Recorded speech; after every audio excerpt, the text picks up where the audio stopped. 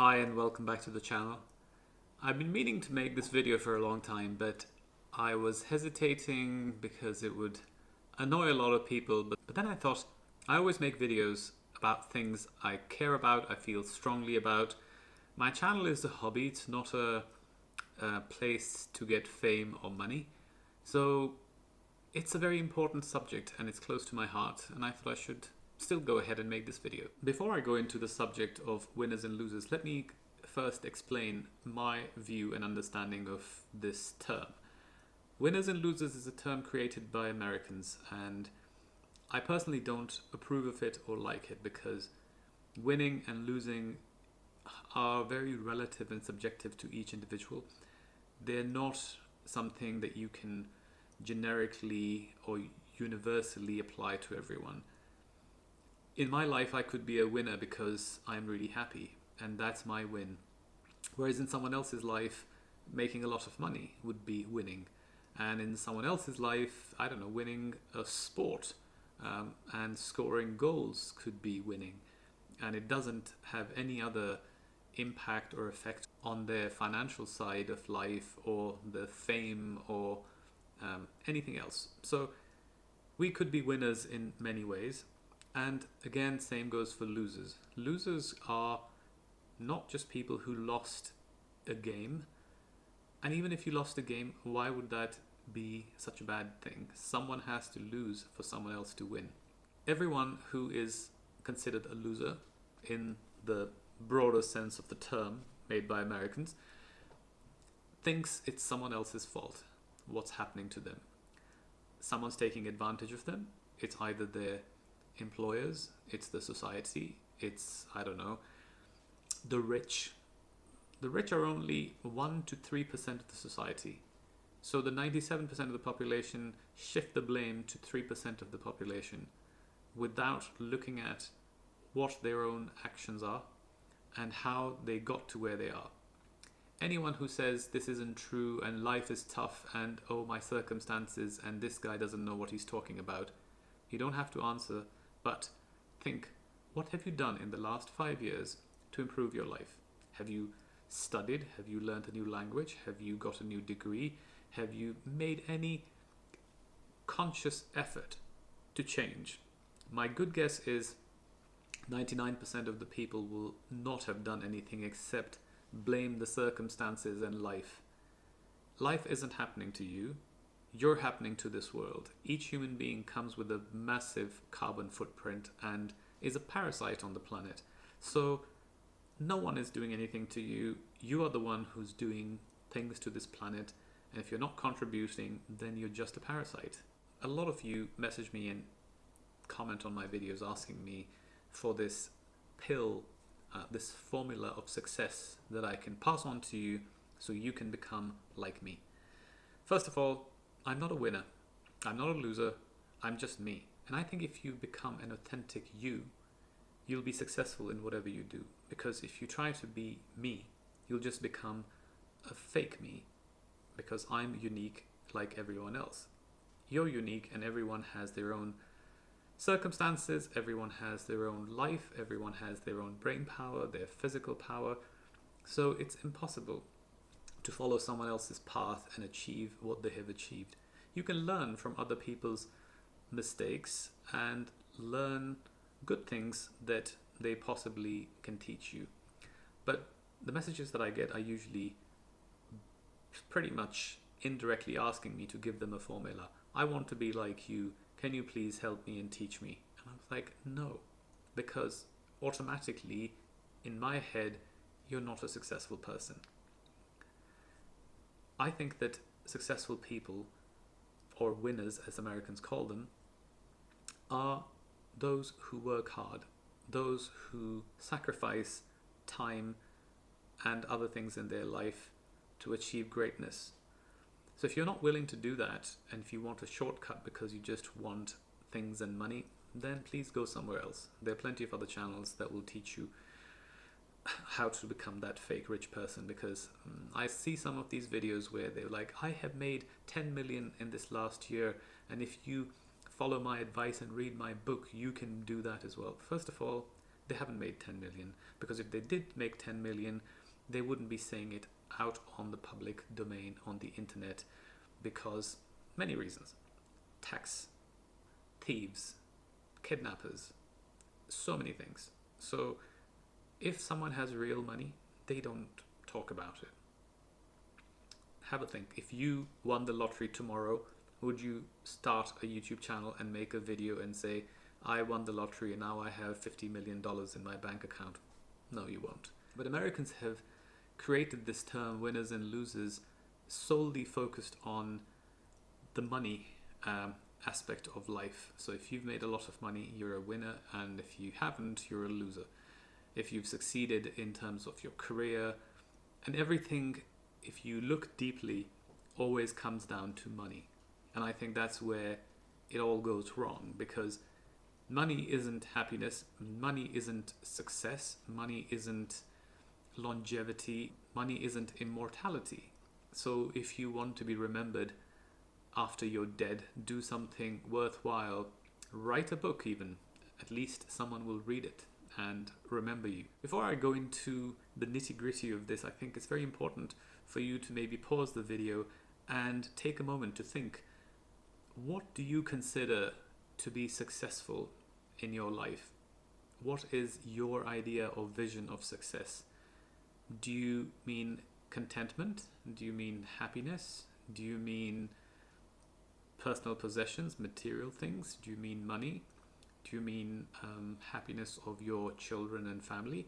It could be so many different things. So even though some people think they're losers in life, they actually might be winners. It's just that the current environment has made everyone believe that there is a certain criteria you have to meet to be a winner, otherwise you're a loser. So take a moment and have a think.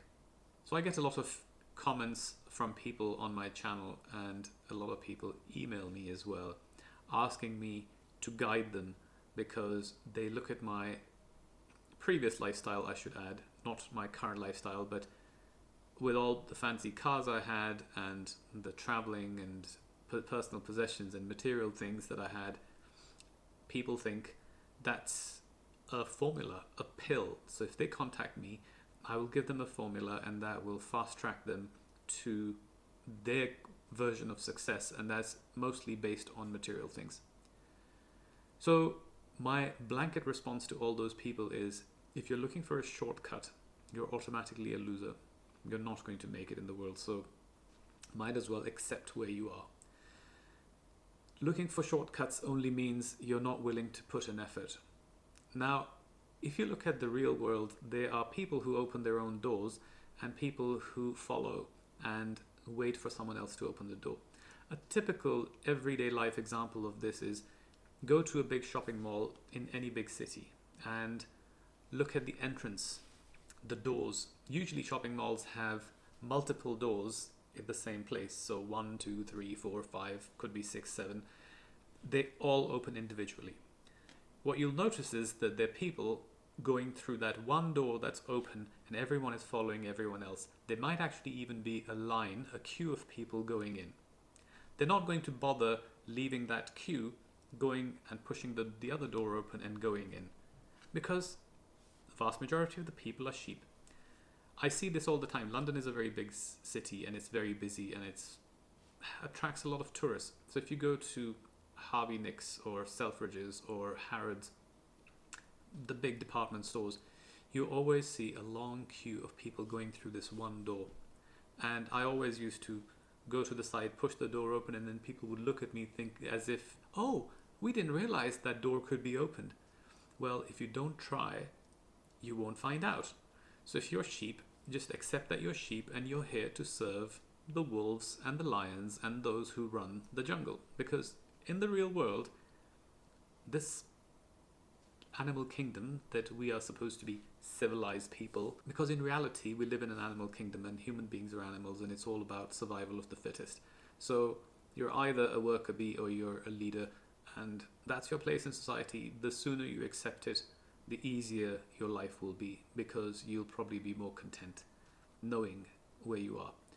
On the other hand, if you're one of those people who wants to do something with their life, then start opening your own doors. I always say, seek and you shall find, and it's not my quote, obviously, but people don't even seek. They ask. They ask to be spoon-fed. I get so many messages from people asking me, oh, can you please tell me what you do for a living? And my instant gut reaction is just to say, off and stop watching my channel. Because if you are so lazy that you can't even do a quick search on my YouTube channel to search for the video that you're asking me to make, then you don't really deserve to watch my channel or anyone's channel who is trying to teach you something better. If you look at the stats on my channel, you'll notice that the videos with the highest views are the ones that are me talking about material things, and the ones where I'm actually telling you how to get there, how to be successful, have a few hundred views here and there. So that already shows you that the vast majority of the population just wants to look at other people owning these things and having a good time. They don't want to make an effort to get it themselves, because that means working hard. That means trying to find their own way in life, and they just want it easy. The other problem with this current new generation is this Instagram generation. Everyone's living a fake, false life. They post pictures going out, posing in front of other people's cars and houses, wearing a couple of nice clothes, pretending like they're having a great time and their life is amazing. But in reality, they have nothing. And the image they portray is, it's very easy to get rich. It's very easy to attain success. It's very easy to get popular. No, none of that is easy. And those who are putting it out on social media are not the real ones, because the ones who've actually made it are not the ones who are posting and bragging about their life. Then comes this point or topic of, oh, the employers, the rich are taking away our jobs. We want to work, but we are not given the opportunity. I give you an example to ponder. In the 50s, I believe, maybe it was the 40s, but I think it was the 50s, in America, 42% of the population worked in the farms. And when they introduced harvesters and tractors and farm machinery, farmers were going out protesting, saying that we'll lose our jobs, we'll lose our livelihood, and we will all starve. What happened since then? Today, only about 4% of the American population works in the farms, and the rest of them do other things. Did the whole country diminish and die? No. If we don't change, we won't succeed and we won't improve, and that's the thing with human civilization. If you don't improve and if you don't change yourself, over time you'll become obsolete, diminish, and no longer be needed. And you can't blame the rest of the world. At the moment, the new generation is constantly on this witch hunt and blame culture to blame everyone else for what's happening to them. And the point is, nothing is happening. Every generation thinks that the generation before them had it easy and their life is tough. So your children will think the same about you. In reality, if you look at the history, you'll notice that this current generation, people who are up to the age of 30 today, this is 2023, they've had it very easy. You have the best healthcare systems, you have access to all the information in the world at your fingertips through the internet.